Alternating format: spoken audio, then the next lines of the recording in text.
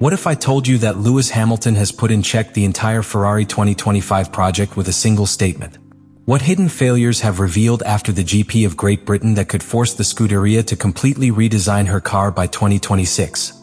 Silverstone, a circuit that has historically been a personal temple for Lewis Hamilton, became this time the stage of his first great confrontation with the reality of his new stage in Ferrari. 12 consecutive podiums in this layout are not anything. It is a brand that transcends sports and is part of the history of modern Formula One. Breaking that streak was not just a blow to statistics, it was the visible reflection of a latent technical crisis that exploded at the worst time and in the most symbolic place possible. Hamilton, accustomed to the surgical precision of Mercedes cars in his best time, now faces a car that seems designed with an antagonistic philosophy in his style. The disappointment was not silent or diplomatic. It was brutal, direct, calculated. In front of the media, in one of the most intense press wheels since his arrival in Maranello, Hamilton made it clear that he is not willing to tolerate structural errors disguised as technical potential. "It is the most difficult car I have driven here in several years," he said bluntly. That phrase, in the mouth of a 7-time world champion, is not just a criticism. It is a direct accusation against the Ferrari engineering department. And it didn't end there. What really shook Paddock was his final sentence. "There are elements of this car that cannot happen the following year." He did not talk about temporary solutions. He spoke of full redesign, to erase the file and start from scratch. These statements should not be interpreted as the product of a bad isolated result. They are the culmination of weeks, even months, accumulated frustration, unfulfilled promises, and a learning curve that has turned out to be much more steep than expected. The broken streak in Silverstone was only the trigger. Actually, the problem was there from the first day of testing in Bahrain. Since then, Hamilton has had to adapt his style, absorb new work dynamics, and live with a car that not only does not respond as he should, but also betrays him in the key moments. What this even more serious situation is that Ferrari arrived in Silverstone with the expectation of partial redemption. A traditional high-upload circuit, with rapid areas where, in theory, the SF-25 could display part of its aerodynamic potential. But the reality was very different. From the classification, Hamilton struggled to keep the pace. In the race, the degradation of the tires became a nightmare. And the erratic behavior of the car, especially in rapid curves, turned each return into a survival exercise. There was no trust. There was no consistency. Only frustration. All this has served Hamilton not to regret, but to mark a red line. Silverstone was not just a sports failure. It was a declaration of principles. A so far that implies a radical change of narrative within Ferrari. The British is not there to be a decorative figure or to add points with diplomacy. He is there to transform. And to transform, you must first expose. And that is exactly what he did. He undressed SF-25 in front of the entire world. The true dimension of the technical failure of the SF-25 is not perceived only from the results on the track. It is a design issue, of decisions taken from the root of the project and that now reveal its structural cost. The adoption of the pullrod front suspension was sold internally as a master play, a direct inspiration of the model that gave so many fruits in the Red Bull RB18. However, Ferrari did not replicate the perfect implementation of Milton Keynes or McLaren's aggressive evolution. He opted for an intermediate solution, halfway between innovation and conservatism, which has ended up being the worst of the worlds. The upper arm of the SF-25 suspension is mounted in a higher position than that of its direct competitors. This simple choice has completely unbalanced the front train of the car. During braking, the load transfer suffered by the front axle is excessive and poorly channeled. This causes surviving when entering rapid curves and a critical loss of stability at the most important moment of any quick lap. The direct consequence is that the front tires suffer more from the account, degrade faster, and generate erratic, unpredictable behavior. It is a car that does not communicate, which does not offer clear references, and that kills the pilot's confidence. But if the front axle is a problem, the real SF-25 disaster is in the back.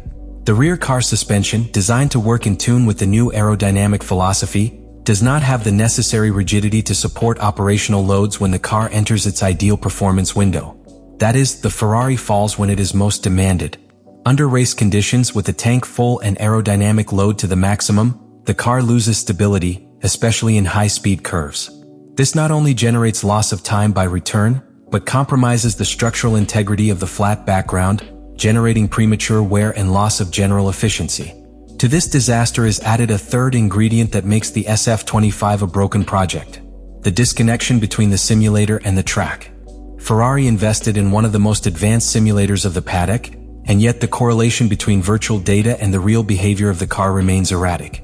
The updates that promise tenths become thousandths or even setbacks when they are installed in the real car. This technical dissonance prevents the continuous development of the car and has forced the team to make last-minute adjustments every weekend, generating an environment of constant uncertainty. When Lewis Hamilton decided to sign with Ferrari, he did not do it to fulfill a ceremonial cycle or to feed nostalgia. Its signing was a declaration of intentions, transforming the Scuderia from within to take it again to the place that its history demands, but that its recent results deny. What happened in Silverstone was not a simple emotional burst. It was a deliberate pressure strategy, rupture with the complacing internal narrative that has often dominated in Maranello. Hamilton did not arrive to adapt to Ferrari. He arrived for Ferrari to adapt to the demand of a world champion. In his statements there was no room for ambiguity. When he said that there are elements of this car that cannot happen the following year, he was launching a direct message to engineers, designers and technical managers of the SF-25. It was not just about pointing errors, it was a public requirement of conceptual redesign. In the internal language of Formula One, this means more than asking for adjustments. It implies questioning the entire base of the current project. Hamilton broke the code of corporate silence, undressed the limitations of the team, and in doing so, it was positioned as an inevitable catalyst for transformation. This type of leadership is rare in modern F1. Most pilots filter their frustrations behind closed doors. But Hamilton understood that in Ferrari, a team where internal policy and institutional pride usually paralyze bold decisions, the only way to generate real change is through shock. And to achieve this, he used his greatest tool, his media authority. The respect imposed by his history makes him a figure whose voice cannot be ignored. Every your word drags headlines, generates repercussion, and forces the most rigid structures to move. Internally, this also reconfigures the dynamics of the team. Hamilton's statement was not only addressed to technicians. It was also a message for Frédéric Vasseur and Ferrari's leadership dome. He is telling you, in public, that small corrections are not enough, that you cannot continue to refine a base that is condemned. It is an invitation, or rather a warning, to change the course before the 2026 season is lost before starting. And coming from someone who has led champions projects in the past, their words have structural weight. They are more than an opinion. They are a diagnosis and a roadmap. This media pressure is not new in Hamilton's career, but what is different from this stage is its transformative approach. It is no longer just about winning races. It is about building a winning culture in a structure that has been alternating between the technical chaos and the unfulfilled promises. Hamilton represents a break with the survival mentality that has dominated in Ferrari since 2013. His message, it is clear. To win again, first we have to assume what does not work. And the SF-25 is the starting point for that reflection. The most interesting thing is that this change of posture does not arise from frustration, but from control. Hamilton has shown in 2025 that, when the conditions are adequate, it still has the level to challenge the best. His performance in the China sprint, his ability to adapt to a completely new car, his technical work and training, all this shows that he is more in force than ever. That is why their criticisms do not sound like excuses. They sound like the call for attention of someone who knows exactly what he needs to win again. This Hamilton stage in Ferrari can become something bigger than any title.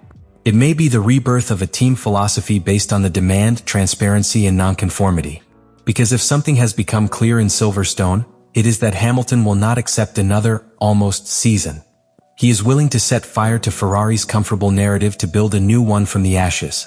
And that, for a team that has lived too much memories, it can be just what you need to return to write history. The closure of this episode in Silverstone is not the end of a story, but the beginning of a transformation. Hamilton's words did not take the wind. They rumble in Maranello's halls as a reminder that the time of excuses is over. What happened in the GP of Great Britain was a turning point not only technical, but emotional. For a pilot like him, accustomed to fighting for victories with precise and reliable machinery, the experience of conducting a car like the SF-25 and being out of the podium in his most symbolic circuit is a humiliation that is not willing to repeat. The important thing here is not only the diagnosis it has made, but the implications of that diagnosis. When a pilot such as Hamilton says that there are elements that cannot be dragged to the following year, he is drawing a clear line between the present and a future that, or changes radically, or becomes another disappointing chapter in Ferrari's modern history. This is not an empty criticism. It is an implicit road map.